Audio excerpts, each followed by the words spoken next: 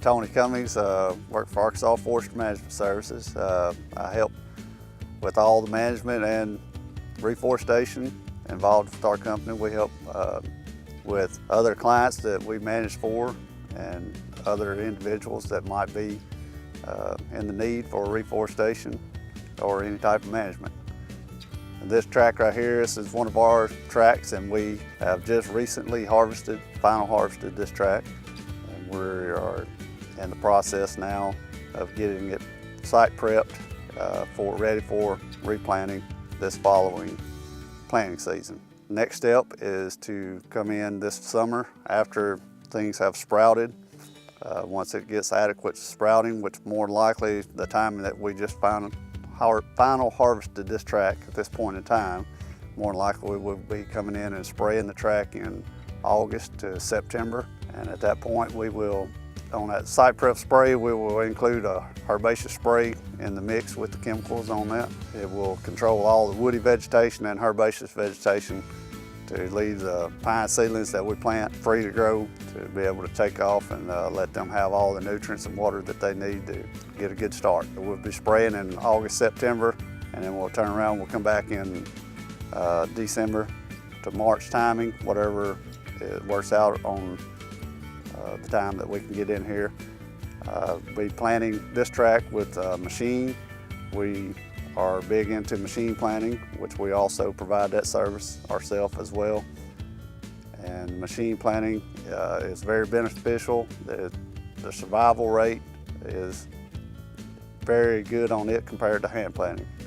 Machine planting is usually about 90% survival plus, where hand planting you could get 90%, but most times from what I've seen, you know, you've got a human error in there that could cause it to be around 70–75% survival rate.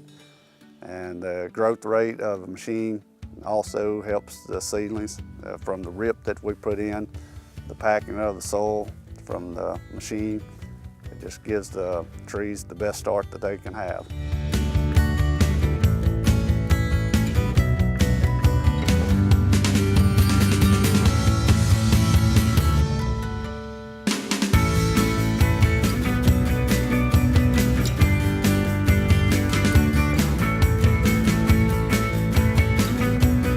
This year has been very tough on the logging as well as the planting end of it. Machine planting, like I mentioned, the wet weather can hurt it because the tracks are too wet. And not only is we plant with the dozer and a small planter behind it, but that can make the dozer not stand up in wet sites, but it also can make the planter not plant properly.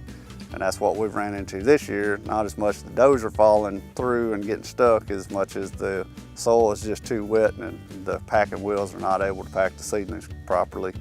So we've ran into that issues this year, and it has made us move later in the year of planting than we normally would. Normally the end of March is kind of the typical cutoff for planting, but with the machine, I personally do not feel that there's a problem with moving on into April with the planting, and we will definitely be planting this year until the end of April.